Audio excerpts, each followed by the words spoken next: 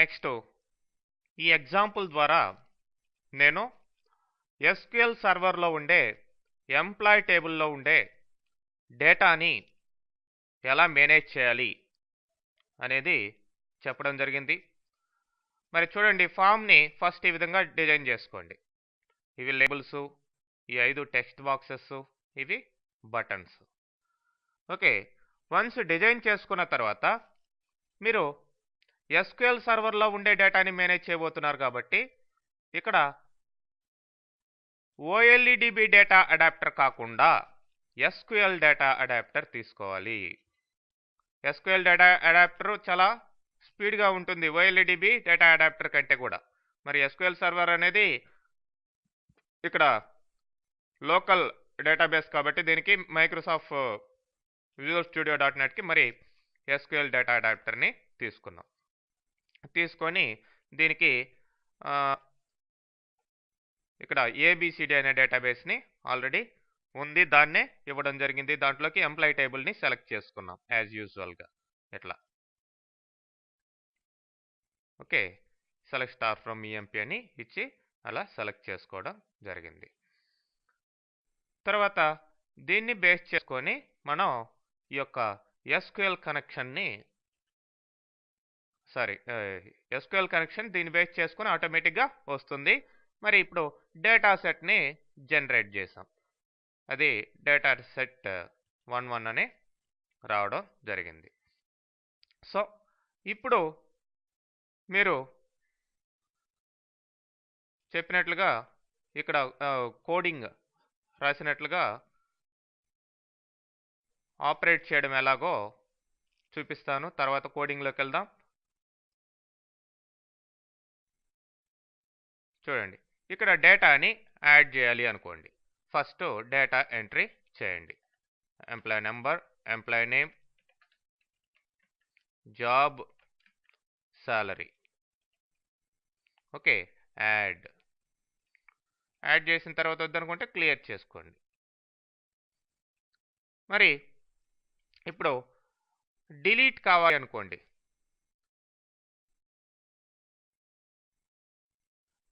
లేదంటే అప్డేట్ కావాలి అనుకోండి. ఎంత? 300. Employee name, okay, Hari already ఉంది, దాన్ని అప్డేట్ నంబరు నేము అప్డేట్ కాదు, జాబ్ సాలరీ అనేది అప్డేట్ అవుతుంది. మేనేజర్గా మార్చాలి అనుకుందాం. సాలరీ వచ్చేసి మీకు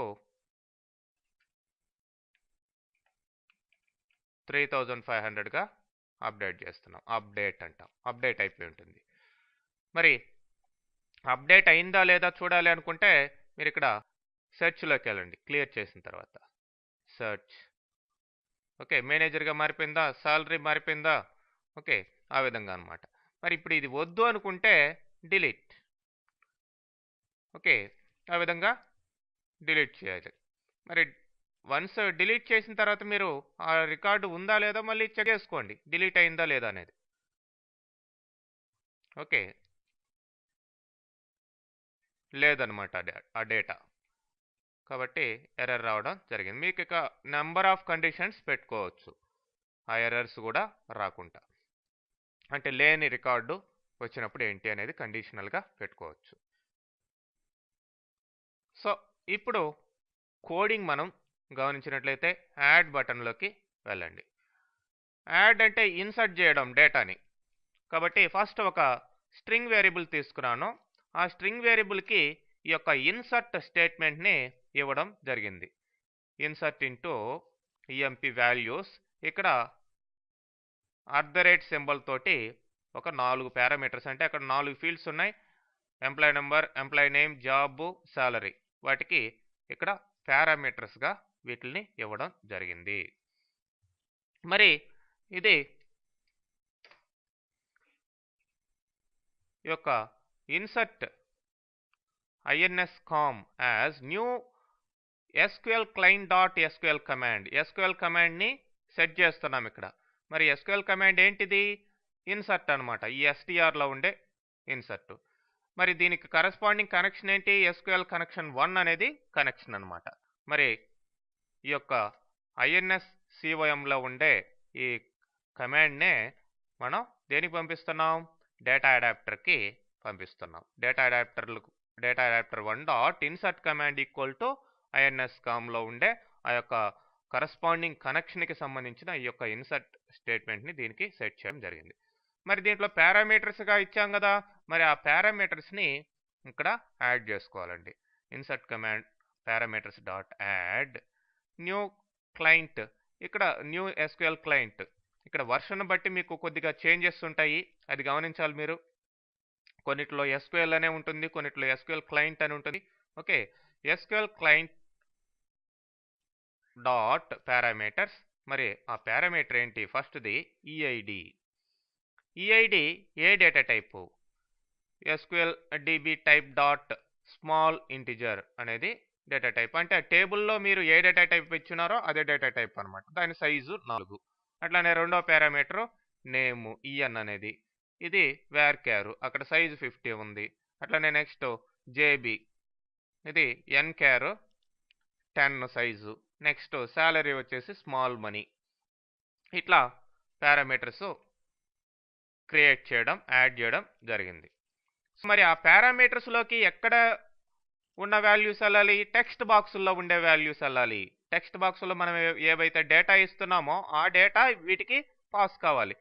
టెక్స్ట్ బాక్స్ 1లో ఉన్నది EIDకిను, 2లో ఉన్నది ఈనేమ్కి, అట్లానే 3లో ఉన్నది JBకి, అట్లానే 4థ్లో ఉన్నది SLకి.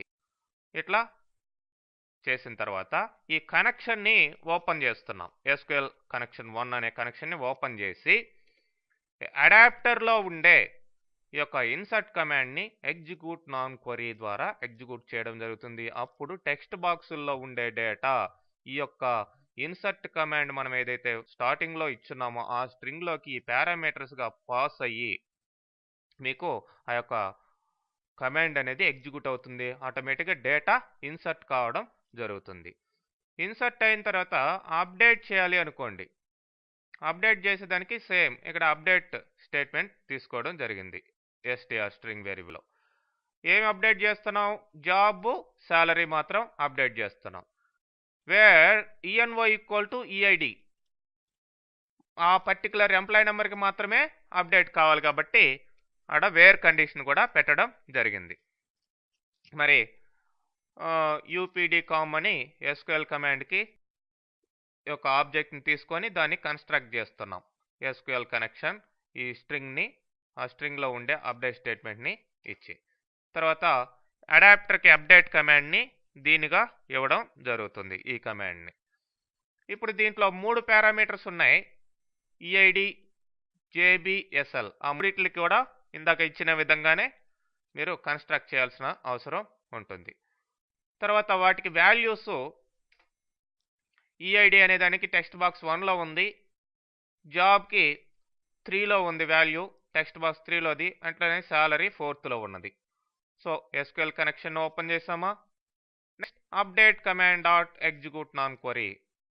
అప్డేట్ కమాండ్ని అడాప్టర్ ద్వారా ఎగ్జిక్యూట్ చేసి కనెక్షన్ని క్లోజ్ చేసేస్తాం. ఓకే, మరి డిలీట్ కూడా సిమిలర్గా ఉంటుంది. డిలీట్ స్టేట్మెంట్ ఇక్కడ రాయడం జరిగింది. ఇంతకు ముందర సెట్ చేసిన విధంగానే ఈ యొక్క SQL కమాండ్ని సెట్ చేస్తాం. సెట్ చేసిన తర్వాత ఆ డిలీట్ కమాండ్ని ఈ del-com అనే ఆబ్జెక్ట్ని అసైన్ చేయడం జరుగుతుంది. అట్లనే ఇక్కడ పారామీటర్, సింగిల్ పారామీటర్ ఒకటి EID మాత్రమే ఇవ్వడం జరిగింది. మరి ఆ EIDని ఇక్కడ యాడ్ చేస్తున్నాం.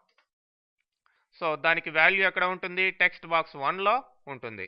టెక్స్ట్ బాక్స్లో 1లో ఉన్న వాల్యూని బట్టి, అంటే ఏ ఎంప్లాయీ నెంబర్ ఇచ్చామో టెక్స్ట్ బాక్స్లో ఆ ఎంప్లాయీ నెంబర్ మాత్రమే, ఆ పర్టికులర్ ఎంప్లాయీ నెంబర్ డిలీట్ అవుతుంది. మరి ఇక్కడ కనెక్షన్ని ఓపెన్ చేసాం, ఆ యొక్క డిలీట్ కమాండ్ని ఎగ్జిక్యూట్ చేస్తున్నాం. ఓకే, మరి నెక్స్ట్ క్లియర్ అంటే ఎటు తెలుసు, టెక్స్ట్ బాక్స్లో ఉండే డేటా ఇట్లా క్లియర్ చేయడం. డబుల్ కోటేషన్స్ ఇస్తే వాటి ఎదురుగా అది క్లియర్ అవుతుంది.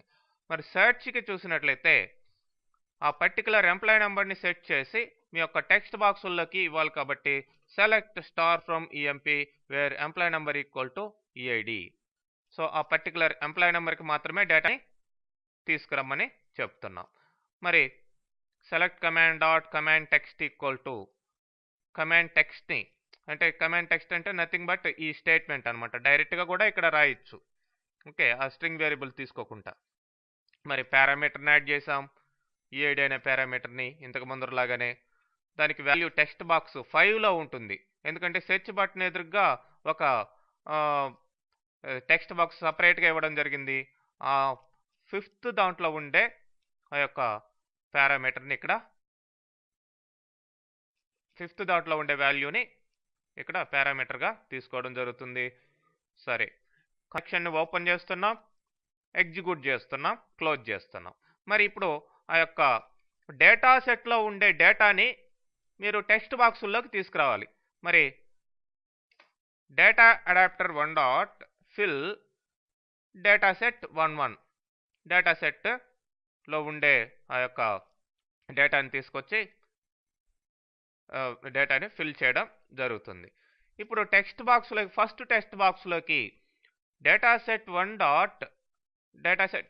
డాట్ టేబుల్స్ ఆఫ్ ఎంప్లాయీ టేబుల్లో ఉండే రో, అంటే ఇక్కడ ఒక్క రోనే తీసుకొని వచ్చేది, ఆ రో యొక్క ఇండెక్స్ 0 ఉంటుంది. మరి దాంట్లో ఉండే 0th ఐటమ్ అంటే ఎంప్లాయీ నెంబర్. అట్లానే రెండో టెక్స్ట్ బాక్స్లోకి ఎంప్లాయీ టేబుల్లో ఉండే ఫస్ట్ రోలో ఉండే సెకండ్ ఐటమ్ అంటే ఏంటి, ఎంప్లాయీ నేమ్. అట్లానే మూడో దాంట్లోకి థర్డ్ ఐటమ్ జాబ్, తర్వాత శాలరీ. ఈ విధంగా అసైన్ చేయడం జరుగుతుంది. So that's all.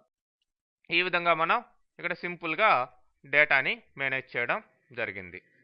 Code same కోడే కొద్దిగా మార్పులతోటి రిపీట్ అవుతూ ఉంటుంది. ఆటోమేటిక్గా మీకు హింట్స్ కూడా వస్తూ ఉంటాయి కోడింగ్ రాసేటప్పుడు. ఓకే,